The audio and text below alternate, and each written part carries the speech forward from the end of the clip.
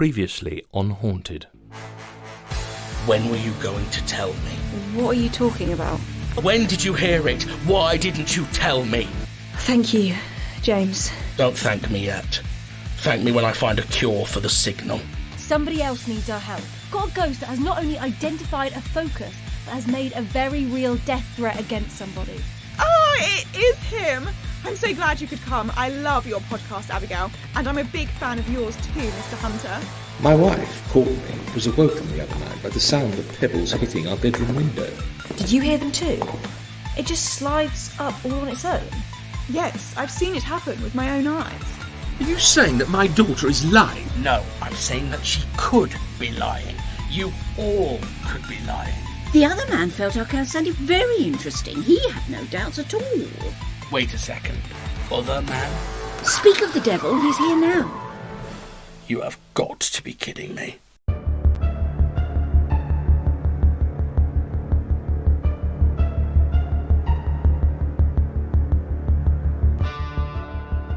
Haunted, the audio drama. Episode 6. The Haunting of Sunderland House. Part 2 of 4. Written by Jamie Evans and Benton Hodges.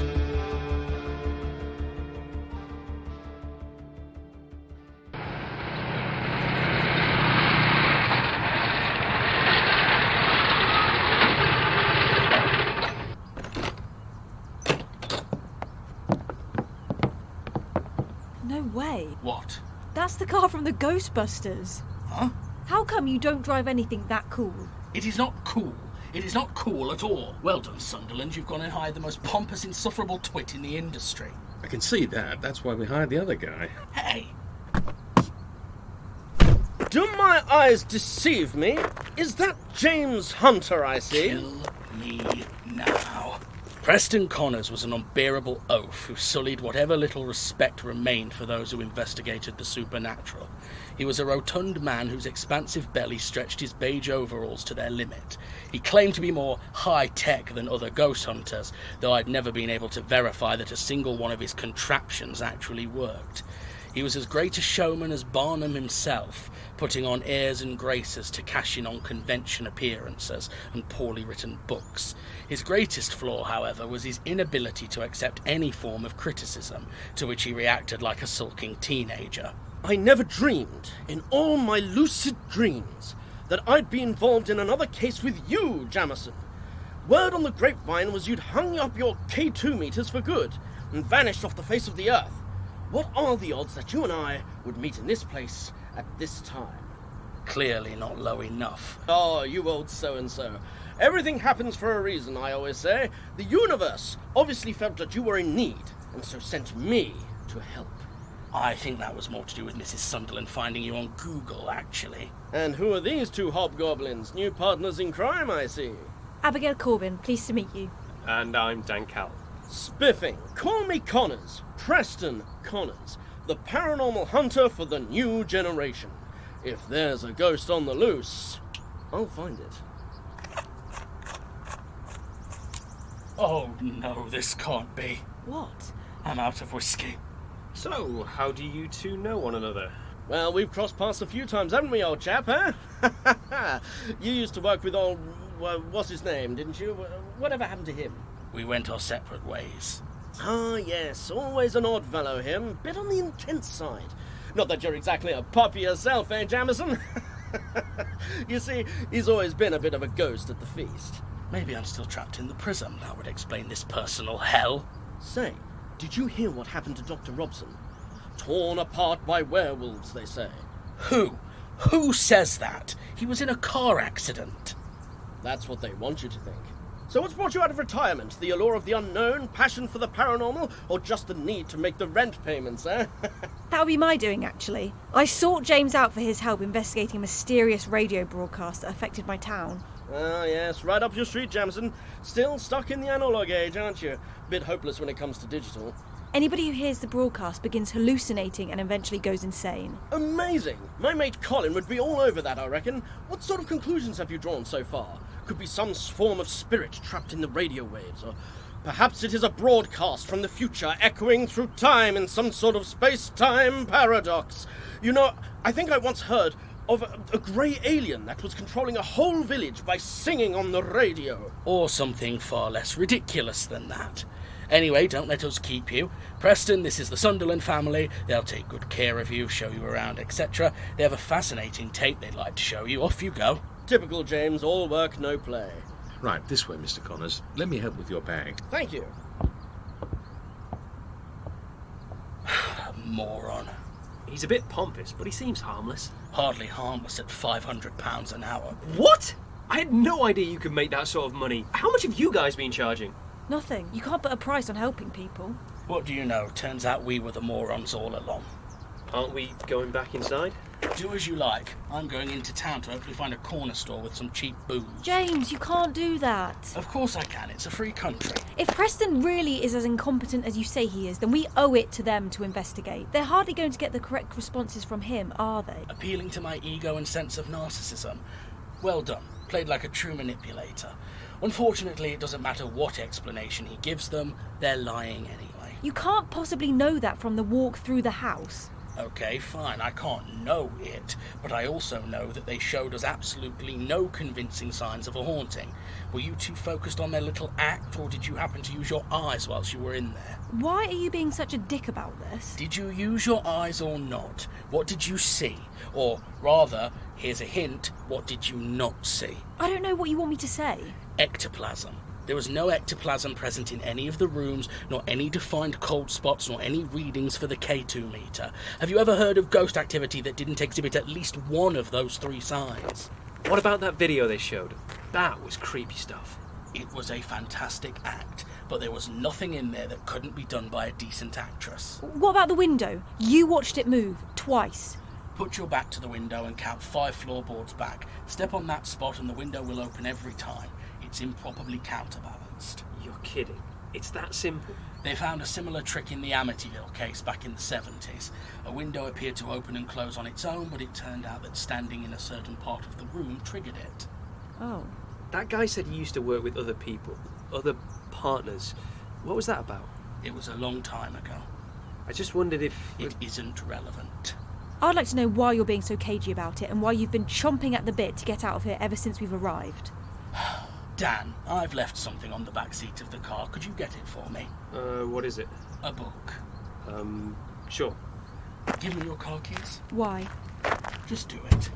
I can't see anything. Oh, it must have fallen under the seat. You might have to dig around.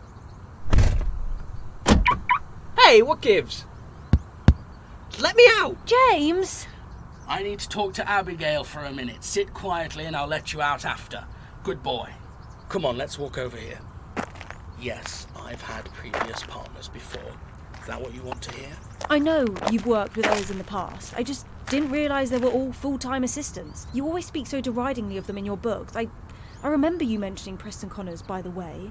In Haunted Churches of the UK, in Chapter 3, you describe him as a fanciful fanatic with no more common sense than a... Are you trying to prove that you're my #1 fan? What?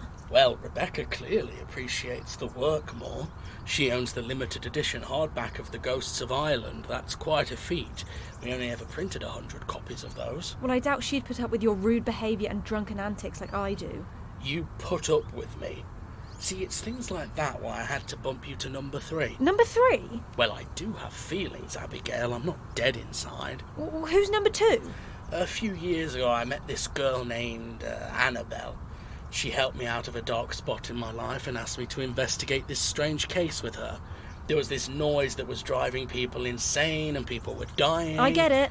She took me to her hometown, Red Vale, where I met her single and kinda hot mum. Okay, hey! We had wonderful adventures, easily packaged into 20-minute radio shows. Unfortunately, Annabelle was infected by this mysterious noise. Okay, Captain Sarcasm, I get it. That's exactly what happened to us, but with the names changed. Very funny. Oh no, there was a key difference. Oh really? What was that key difference that makes her so much better in your head? Annabelle didn't keep dragging me away on asinine nonsense cases and actually let me help her. Great. This again. Yes, this again. Maybe you're happy to do nothing whilst the sword of Damocles dangles above your head, but I am not. My situation is not an excuse to not help people. It is to me. I was perfectly happy drinking myself to death in that bedsit. I had made peace with my life being over, but you came swanning in and you dragged me into this. You made me care. And now you want to act like your life doesn't matter. Well, that's not fair, Abigail. Do you think I don't notice you getting worse? I see the amount of painkillers you're taking, the way your eyes always look like your focus is elsewhere. The headaches. They're getting too much to ignore, aren't they? I'm fine. Keep telling people that. Maybe it's enough to fool Dan, but you don't fool me. Where are you going? To say goodbye to the Sunderlands and to let your boyfriend out the car. God damn it.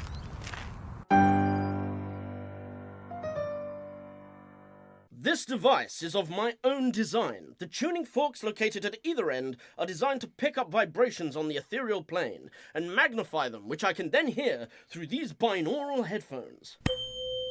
Ow! Mr. Hunter. I've come to say goodbye. Another case has come up that demands my attention. I'm leaving you in the capable hands of Abigail and Deputy Dan. No fear, old chap. I'll take good care of them and have the case solved by tea time. Do yourselves a favour and don't listen to anything this man says. Oh, you little joker, you. He does love to bust my chops. I'm serious. Mr. Connors thinks he may have already figured out exactly what is plaguing us, Mr. Hunter.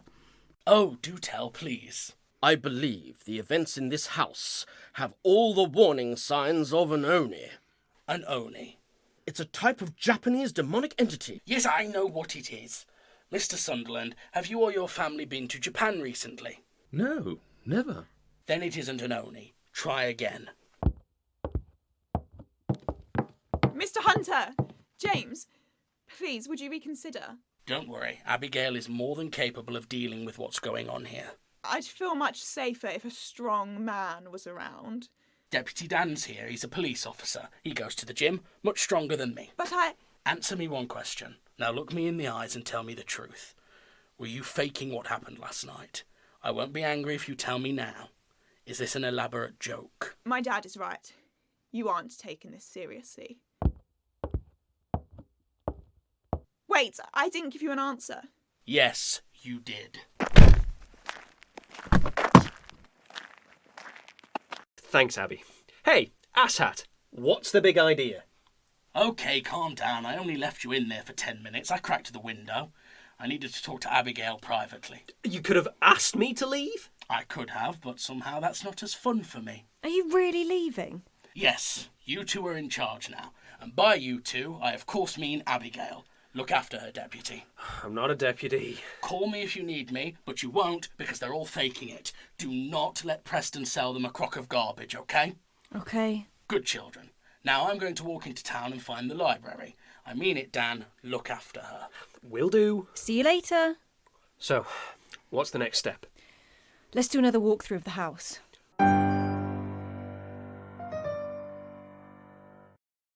By God! The electromagnetic readings in this house are through the roof! Mr. and Mrs. Sunderland, your home is a veritable smorgasbord of paranormal activity. K2 meters are affected by mobile phones. Rebecca is sitting right there on hers. That's why your readings are high. Rookie mistake. I see James likes his assistants as grumpy as he is. Mr. and Mrs. Sunderland, if it's okay with you, I'd like to look around the house again. On my own this time, just to record some preliminary findings. Of course, that would be fine. Here on the ground floor you have the living room, dining room and kitchen. We also have a utility room and 2 small cupboards. On the first floor you'll find the master bedroom, the parlour and the spare room we showed you. My room is on the top floor, in the converted attic. Feel free to look around. I don't have anything to hide. Thank you. Wait, what should I do? You're a cop. Interrogate. Pick holes in their stories. You think James is right after all, and they're lying? I think a reasonable investigation needs to consider all possibilities.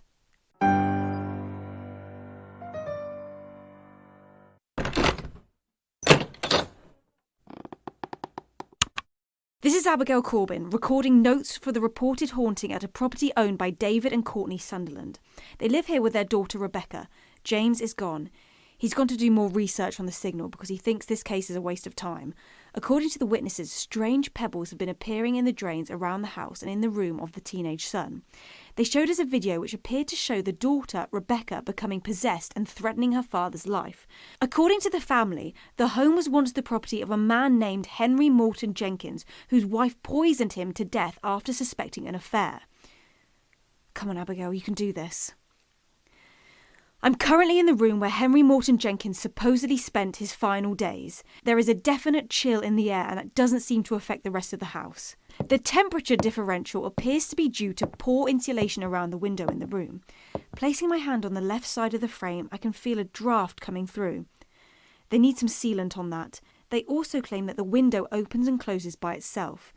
James thinks this is due to imbalanced counterweight. Let's test this theory. Right. He said 5th floorboard back.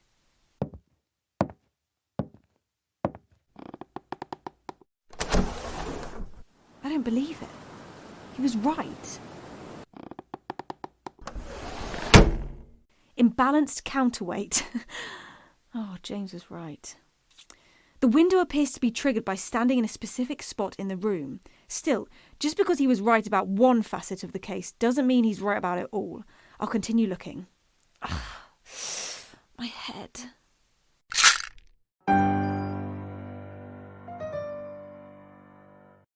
Thank you. Thank you. For what? For agreeing to stay and help us. That's very kind of you. Well, it's no problem. I'd always help someone in need. That's why I became a police officer. It sounds like you're a good man. I try to be. I've made some mistakes recently that I'm trying to make up for. The day I first met James Hunter, there was this case, and I didn't handle it very well. I had a lot of anger, and you know what, never mind. I shouldn't be boring you with this. Please, you can trust me. Oh, your hand, it's really cold. Do you need a blanket or anything? No, I'm okay. I'll just sit a little closer.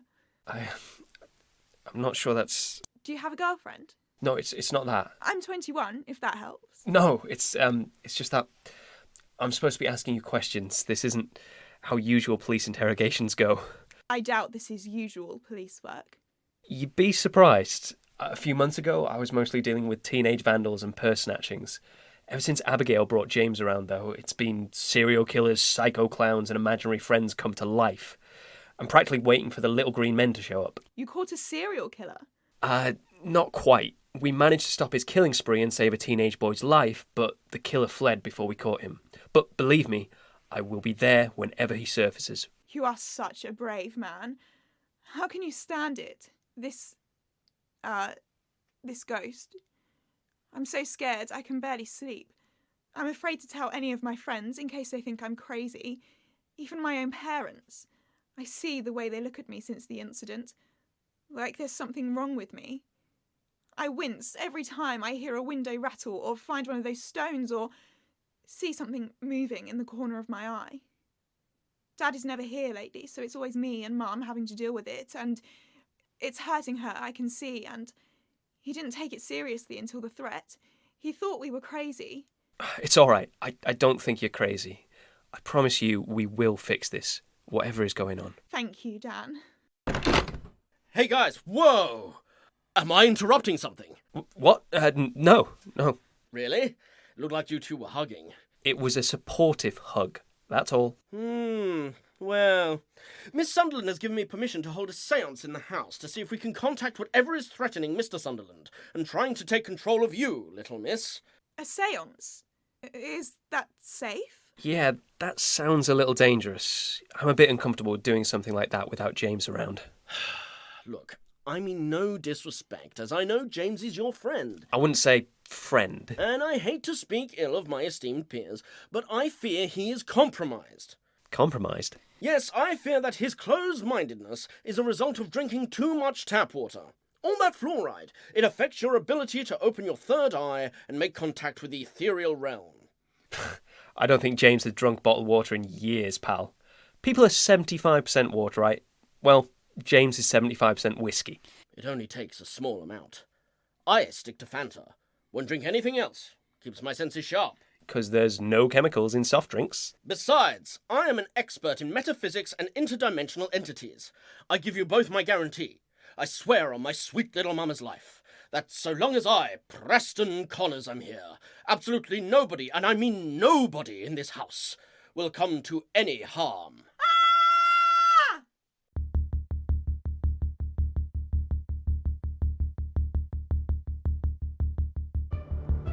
Starring Jamie Evans as James Hunter and Isabella Barbieri as Abigail Corbin. With special guest Luke Hunter as Dan Cowell. Also featuring Megan Condon, Jim Carter, Madeline Carter, Rory Jocelyn. Narration by David Anthony Green. Opening and closing themes by James Crow. Haunted, the audio drama, is created by Jamie Evans, with all episodes produced and directed by Jamie Evans and Benton Hodges. Audio engineering by Benton Hodges, Charles Topping and Jamie Evans. Haunted is a production of Impala Films and is recorded at Free Sprite Media Studios, with special thanks to Duncan Newham for equipment support. Thank you for listening to this audio presentation. Come back next week for the next terrifying chapter of Haunted, the audio drama.